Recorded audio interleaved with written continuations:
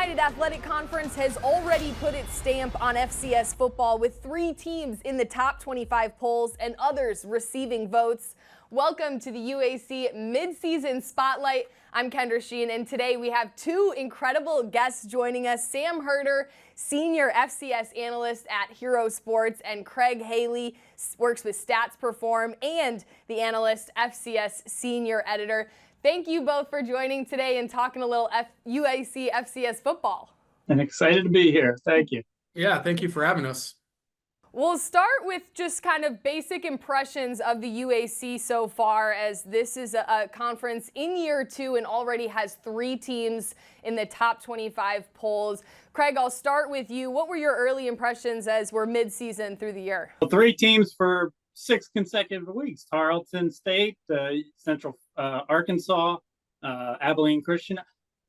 Even with those top teams, I still think what stands out is the depth of the league this year. I mean, when you're defending champion Austin Peay is off to a 7th place start and still dangerous, that's saying something. I mean, somebody was going to be picked low in the poll, the preseason poll, and Abilene Christian and North Alabama, they were 6th, 7th, and here they are competing right there, in the race. I just think it's the depth that stands out. Sam, for you, what stands out as you've been covering FCS football for quite some time with the UAC so far? Yeah, I think with the UAC, it's kind of a continuation of last year as far as just, it's maybe one of the most difficult conferences to try and predict who's going to win and who's going to lose every week, because there's always wild finishes or crazy comeback wins, some upsets here or there. But I think the depth of the league certainly is standing out. And I also think too, just digging into some numbers, the running back play in the FCS overall is really, really good this year, but I think the UAC is kind of leading that charge because there's 3 running backs already over 1,000 yards rushing, and all 3 of those players play in the United Athletic Conference with Kayvon Britton, Shunderick Powell, and then Targi Lamson as well. So just the team-wise looking strong, but then individual-wise, I think you look at the running back play, and that is what really stands out to me. Yeah, we'll get into some individual players in just a bit, but overall, I mean, quarterbacks, running backs, we've even had some defensive superstars who are all in the FCS top ranks in those categories. So far with you, Craig, what has impressed you most about the UAC? We just had Brent Dearman win National Coach of the Week for the FCS after UNA takes down Abilene Christian for their first top 10 ranked win in program history. What's been impressive to you so far? I think the ability of so many of these teams that can win week to week. I mean, for North Alabama, as you mentioned, Kendra, beating an Abilene Christian, that just shows you how strong this league is. I mean, Abilene Christian coming off, recent win over Central Arkansas, that overtime game with Texas Tech. And then suddenly, here they are, tooth and nail at North Alabama. So I just think week to week, the top teams are really, being tested. And it really goes down the standings, how you just have to hold serve and just, wait for somebody else to get picked off instead of yourself. You look at North Alabama even started 0-4, and we spoke to head coach Brent Dearman and said, look, the UAC play is upon us and all of our goals are still in front of us, and they're up there in contention for that top spot. Sam, for you, when you look at the league standings, you see Tarleton State right there at the top, 3-0 record, but so many teams are right there in this. It's really anyone's chance for a championship at this point in the midseason. It is, yeah, and I think just with Tarleton and then Abilene Christian and Central Arkansas being ranked in the polls, I think those 3 kind of stand out. But you also have, Southern Utah has had some competitive games. They have an FBS win. North Alabama, who we just mentioned, they just got a huge upset win as well. Eastern Kentucky, has been a playoff team in recent years, and even Austin Peay. I know they had a lot of turnover on their roster, but they've been a strong program as well. So yeah, just top to bottom wise, I think the depth of this league is impressive, and I think that pretty much ties into what I was saying at the top of just week to week trying to predict this conference is so tough because there always seems to be 1 or 2 results that on paper at least you don't see coming. Absolutely. And Craig, I mean, you look at last weekend, we had 6 quarterbacks throw for over 200 yards. When you have offenses like this in the league, how powerful does that make our conference when you compare it to some of the other powerhouses in the North Dakota states and the other ones that have typically been at the top of the national stage?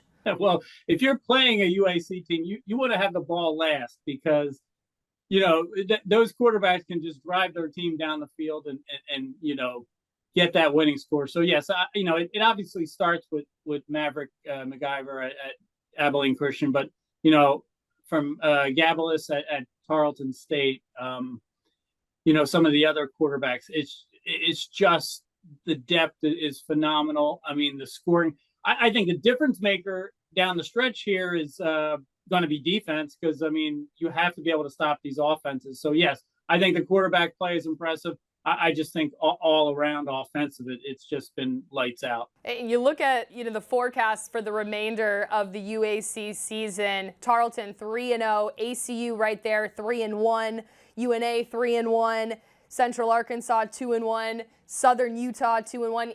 Eastern Kentucky still in the mix at 1-1, and you have 5 teams that could be vying for it. What is your prediction for where you see these standings shake out as some important matches coming up for the remainder second half of conference play? I think, just big picture wise, the UAC, I think is certainly going to increase in its number of playoff worthy teams, and where the standings are going to finish, because like you said, right now there are so many teams with good records, winning records in conference play, and so where things are going to finish, I think is going to be really interesting. And I know Abilene Christian and Central Arkansas, they already played, but you look at that other top team, Tarleton State, I think they have a really to remain undefeated, at least against FCS opponents, until those final 2 games of the regular season. And then in those final 2 games of the regular season, they host Abilene Christian and Central Arkansas. And so those last 2 weeks right there could determine, who the auto bid is going to be, who could potentially be, a top 8 seed in the playoffs, just depending on records. And then it could determine if there's a second bid out of the conference or a third bid out of the conference when it comes to the playoff picture. Sam, when you look at Tarleton State, first year finally eligible for the postseason. Last year they had a great record, petition to the NCAA. Obviously didn't work out then, but coming in here and ready to make some noise with head coach Todd Whitten, who's been at the helm of this squad for quite some time. How does he just continue to find ways to win despite going through different transitions, having new players on board every single year, but still finding a way to be at the top of the conference standings? I think at the FCS level, player retention can be so difficult because, FBS teams are scouting FCS teams and who the best players are. And there is some, NIL out there as well that could attract FCS standouts to transfer to the FBS. But Tarleton has done such a good job retaining their top players, which, maybe not this year was as difficult because they do have the playoffs. But even like going into last year when they weren't eligible for the playoffs, to be able to hold on to your team when you can't play for as much because you're just not eligible to be in the playoffs. So I think that's been super impressive. And, just the fan support they have, one of the most well-attended, home games, home atmospheres in the FCS, the facility upgrades they've done, just the level of resources that they have put into football, I think is super impressive. And I think just kind of wide scope FCS nationally, I know there's a lot of talk of, the FCS is losing some of their top programs and then D2 programs come up. That's not always, a great trade. Well, Tarleton is one of those D2 programs that has come up and instantly has been a competitive FCS team. And so it's great that they've done what they're doing. And I think they are set for a strong finish of this year. And then, can't pencil anyone in or pen anyone in right now, but I think Tarleton is set to make the playoffs. And then from there, it'll be fascinating to see how much noise they can make in the bracket. At Tarleton State, one of those few programs who had 4 straight winning seasons going through that transition. And Sam, when you also look at, we have 2 third-year head coaches in the league, Southern Utah with Delane Fitzgerald and Abilene Christian with Keith Patterson. They've talked a lot about how that third year is really important for programs to see where they're going to go. And both of these programs have really taken off. What are your thoughts on the third-year head coaches being able to kind of build their destiny of what they want to do at their institution? And you could kind of see them building, year after year with their success. And you look at Abilene Christian, in a great spot to attract talent and kind of build, a strong FCS program. And with Southern Utah, I mean, this was a program that won a couple of Big Sky national titles in the 2010s. And so the proof is there that you can win there. And, Utah is kind of an interesting place where you can recruit, certain levels of talent, good high school football there. And I really like the job that Fitzgerald has done. I think he's doing things, in a really strong way. And you're starting to see that, like they said, in year 3 is kind of when things really start to get going. And, so far the proof is right there.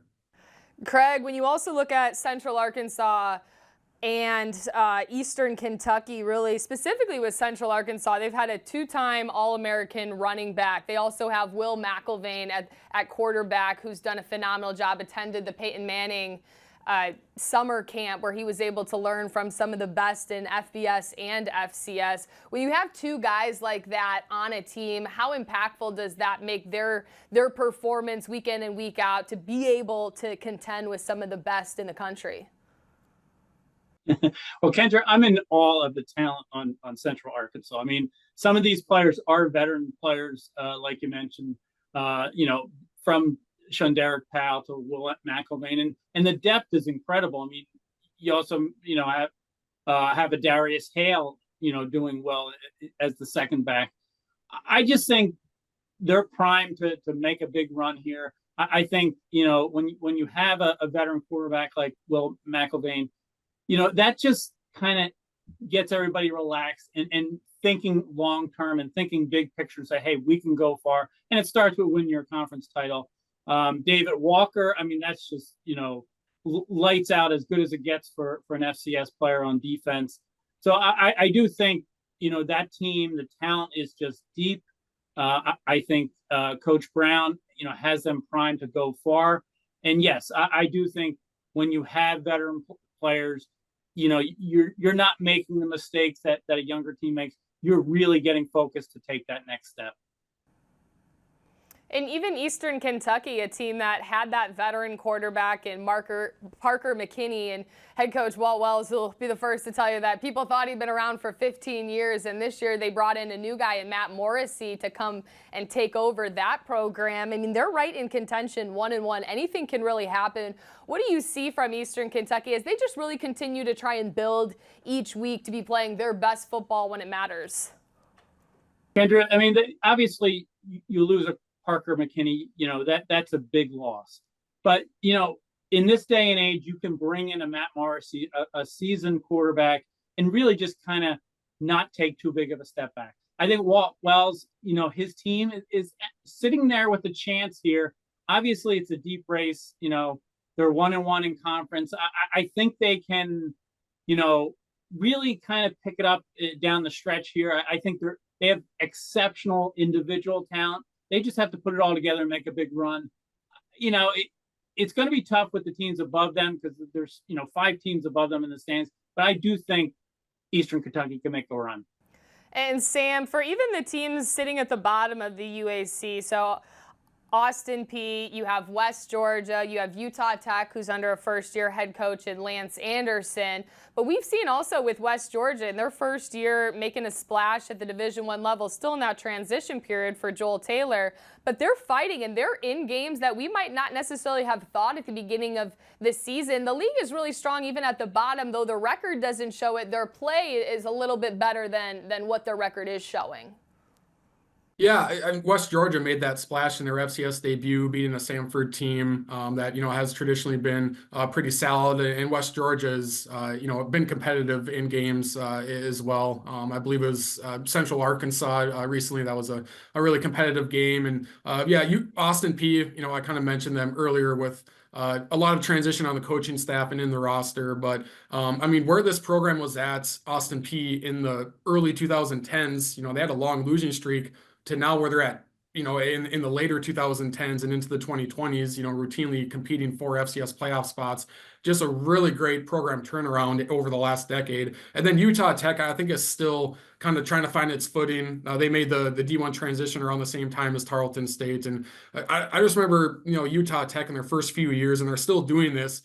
I mean, how they scheduled in the non-conference was like playing the number 1, 3, 4, and 5 teams in the country, like just scheduling super tough. And there's negatives to that, obviously, but there's also positives just to see, okay, this is where we need to be at skill-wise, on the offensive and defensive lines, this is where we need to be to compete at a high level. And so they've been well challenged, and it seems, it's just a matter of time before they start to find their footing.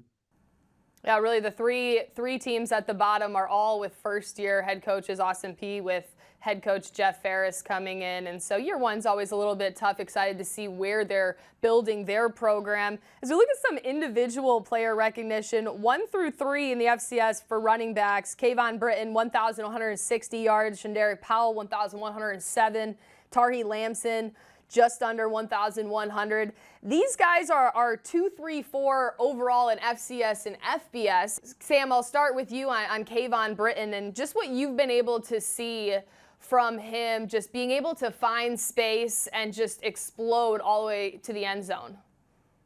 Yeah, his career just continues to be fantastic. And he came into this year already, considered one of the top running backs in the FCS, and he's no doubt put his stamp, on that mark. But there's other guys across the country and some other guys as well that we'll touch on in the conference that can maybe push him for that throne of being the top running back in the FCS. But he's just been so good. He's so hard to bring down. Great vision, great durability as well. He's not necessarily carrying the ball 30 times a game, but they are going to ride Britton, to a lot of wins. And so I think just the career he's had, I think this is now already 3 straight 1,000-yard seasons, and he hit that mark with plenty of games to go.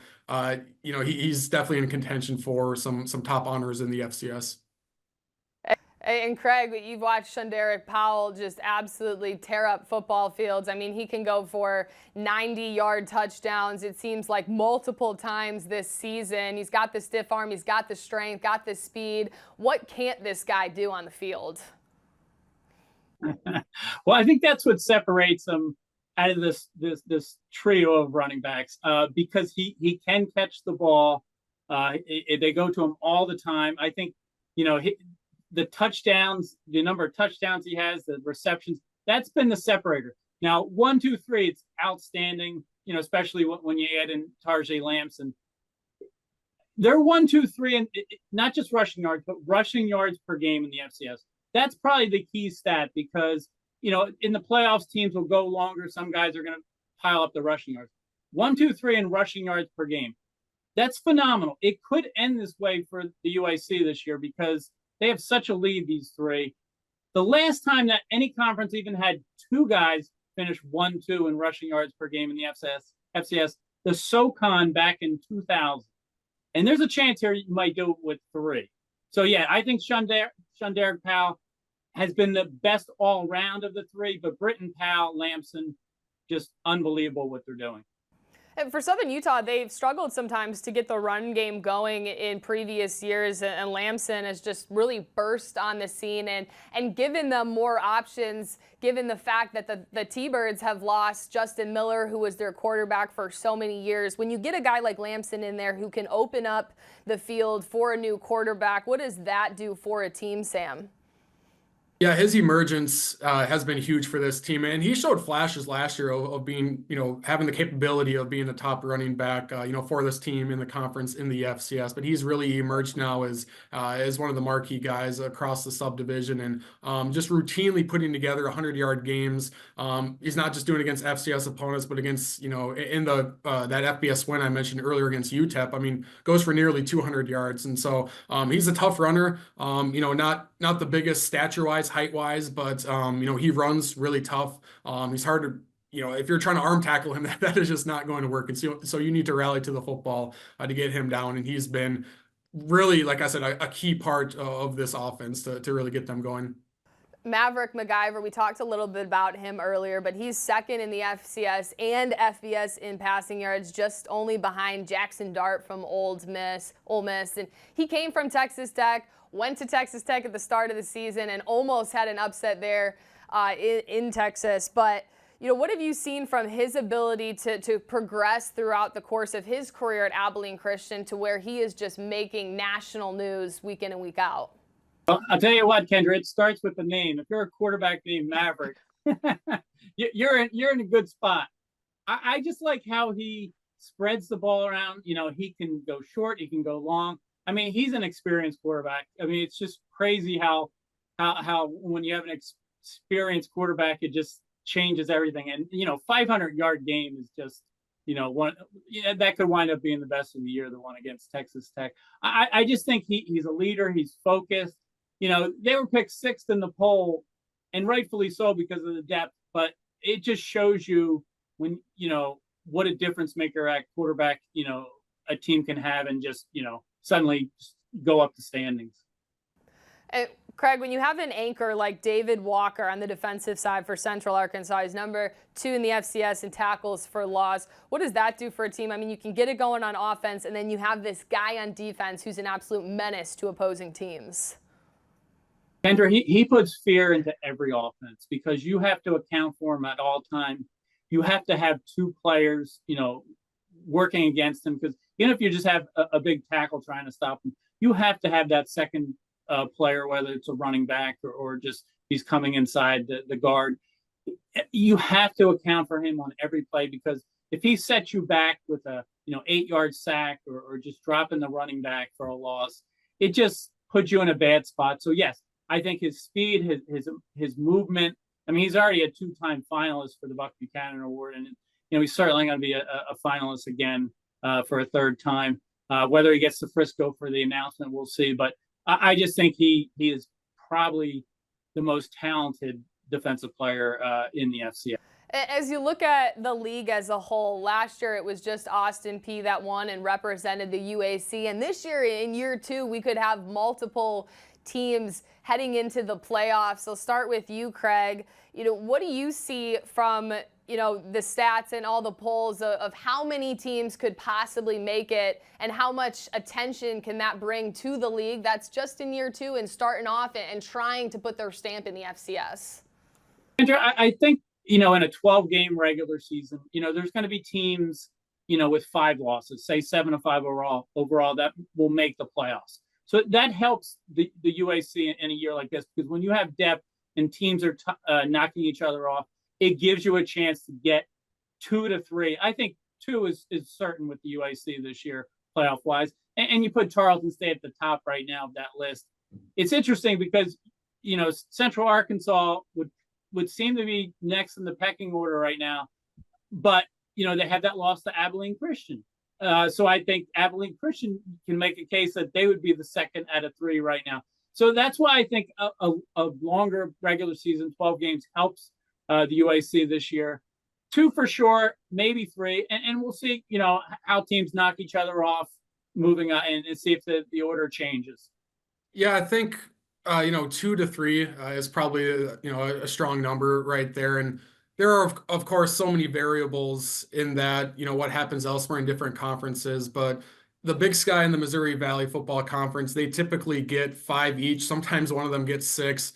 That's probably not going to happen this year. They both might be 4-bid leagues. The CAA is hard to figure out because the conference is so huge that it's hard to figure out how many playoff teams they could have. So that opens the door for the Big South OVC and the SoCon and Southland, certainly the UAC, to get more bids than what they've had in the past. And so that's a part of it as well. Then I just think you just see kind of like what we've already talked about, just the strength of the league, some good non-conference wins as well. That always helps your playoff resumes. And so Tarleton State, I think, is in a good spot to get to the playoffs. Central Arkansas already has 5 wins, so they're looking good as well. The magic number to hit in a 12-game season is probably 8 wins. Once you hit 8 wins, you're certainly going to be in consideration. And so I think there's 2 or 3 teams, looking to hit that 8-win mark, obviously, if not more. So Tarleton, Central Arkansas, Abilene Christian, I think, is still positioned pretty well, but it's just the week to week. I mean, you can't, top to bottom strength is fine and parity is fine, but if you're Abilene Christian, you're ranked in the top 10, you're looking at a high seed, and then you get upset by North Alabama. That's great for North Alabama, but then on the flip side, Abilene Christian, you're going, well, some of them, our momentum just got zapped a little bit there. So in a sense, you kind of want your top teams to keep on winning just to set themselves up for nice playoff seeds, which then leads to nice playoff runs. I'm going to put you both on the spot here. Sam, you released an article on Monday with 3 teams in the playoff picture, but you picked Central Arkansas as the automatic bid from the UAC. Is that still your pick, or do you have a new prediction for who's going to be hoisting up that trophy? Yeah, I'll probably still lean Central Arkansas, even though I know they still have to play Tarleton State, and so that could be the deciding factor. And that might just be because there's more known about Central Arkansas than Tarleton State. I mean, Central Arkansas has so many returning guys that we've seen win a lot of games, and so that's probably why I'm leaning the Bears. But Tarleton, in their first year eligible for the playoffs, they're looking the part as well. And now with a healthy quarterback situation with Victor, I think they have a chance to go on a nice run as well. Craig, who is your pick to win the UAC at the midseason point? Ooh, that is a tough one. I'll stick with Central Arkansas because they were my preseason pick. Now I think so highly of the Bears that I actually think they've been a little underperforming in recent years. That town is unbelievable. It's going to be tough to go to Tarleton and win. And Tarleton State, Todd Whitten was my preseason pick to win the Eddie Robinson National Coach of the Year. He's got his team positioned well with those, final 2 weeks at home with Abilene and Central Arkansas. I'll stick with my original pick, Central Arkansas, but obviously the team sitting pretty right now is Tarleton State. This is going to be locker room material, bulletin board material for all those other teams who listen to this, who didn't pick as the top. And Central Arkansas will play at Tarleton State one of the last weeks of the season, so that could be a big deciding thing as well. I want to thank you both for joining. Thank you so much, Craig. Thank you so much, Sam, for taking some time and sharing a little bit about the overview of UAC football from a national perspective. And that was your UAC midseason spotlight. I'm Kendra Sheehan.